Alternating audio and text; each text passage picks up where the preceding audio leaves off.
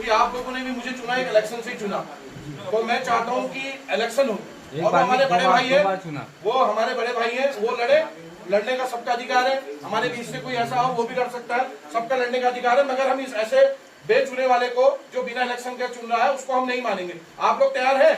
Election होने बहुत जरूरी है। हम चाहते हैं कि इलेक्शन हो, कोई भी जीते, चाहे वो जीते चाहे मैं जीतूं या पार्टी जीते, कोई भी जीते, जिसने काम किया वो जीतेगा। मगर इलेक्शन के बिना हम किसी भी ऐसे अध्यक्ष को नहीं मानेंगे। मेरा ये मानना है, अगर व्यापारी भाई अपनी राय दे, क्योंकि हम ऐसे व्यापार मंडल को नहीं मानेंगे। और एक बात और कहना चाहता हूँ, ये हल्द्वानी वाले कौन होते हैं ठोकने वाले? आप मुझे बताएं, यहाँ का व्यापारी, हम एक दूसरे के लिए खड़े हैं, और ये हल्द्वानी वाले कौन होते हैं? यहाँ पर थोक के कल पेपर के माध्यम से कह रहे हैं कि हमने इसको अध्यक्ष बना दिया। ये कौन होते हैं? महामंत्री वहाँ वाले हल्द्वानी वाले कौन होते हैं? जब यहाँ पर कोरोना जैसी बीमारी है तब ये कहाँ मर गए? जब यहाँ पर अतिक्रमण का मामला है, ये हल्द्वानी वाले कहाँ मर गए? जब आपने देखा होगा यहाँ पर प्राधिकरण, जिससे हमारे क्षेत्र के व्यापारी और यहाँ पर लोग परेशान थे, तब ये लोग कहाँ मर गए? तो मैं यही कहना चाहता हूँ, किसी हल्द्वानी वाले को नहीं मानेंगे।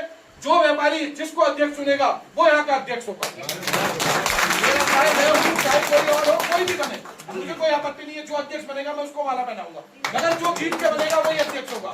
हमारी व्यापारी दे रहे, हम देखो थोपना नहीं है किसी को।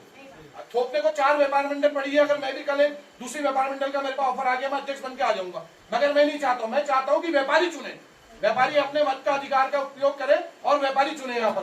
तो इसलिए जब तक इलेक्शन नहीं होते तब तक ये कोई अध्यक्ष नहीं है हमारा वहाँ, जो पेपर के माध्यम से दे रहे हैं कि हम अध्यक्ष हैं, हम इसको अध्यक्ष नहीं मानते हैं।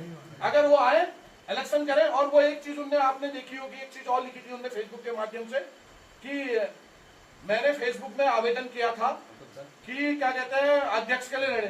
कहीं फेसबुक से आवेदन होता है? मुझे बताइए, ये कौन सी बात है कि कल मैं लिख दूं मैं फेसबुक में विधायक का आवेदन हूँ। आवेदन के लिए टीम बनती है जिसमें सदस्य बनते हैं। आपने देखा होगा जब चुनाव हुआ था उसमें सदस्य बने थे, सभी सदस्य बने थे। उसमें कमेटी बनी थी हमारी भोपाल की चुनाव कमेटी, उस कमेटी ने चुनाव कराया था। तो ये फेसबुक के माध्यम से, और क्या कह रहे, मैंने तो 1 महीने पहले से चैलेंज किया था।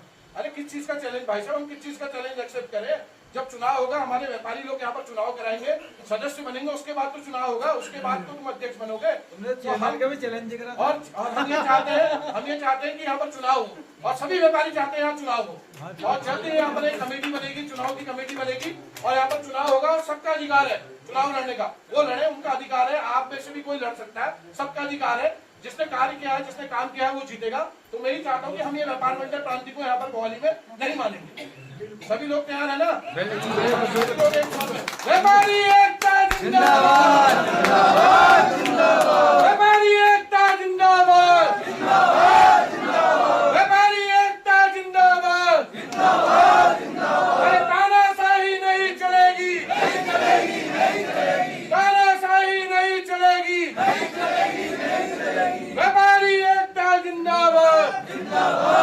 हमारे बीच में इतने सीनियर व्यापारी है, मैं चाहूंगा कोई व्यापारी अपनी बात रखे, क्योंकि देखिए हम इस तरीके से फेसबुक के माध्यम से हम तो किसी को अध्यक्ष नहीं मानेंगे। देखिए चुनाव लड़ने का हर किसी का अधिकार है, चुनाव लड़े, चुनाव लड़ने के बाद जीत के आए तो हम अध्यक्ष मानेंगे। तो ठीक है, इसमें अगर कोई व्यापारी अपनी बात रखना चाहता है यहाँ पर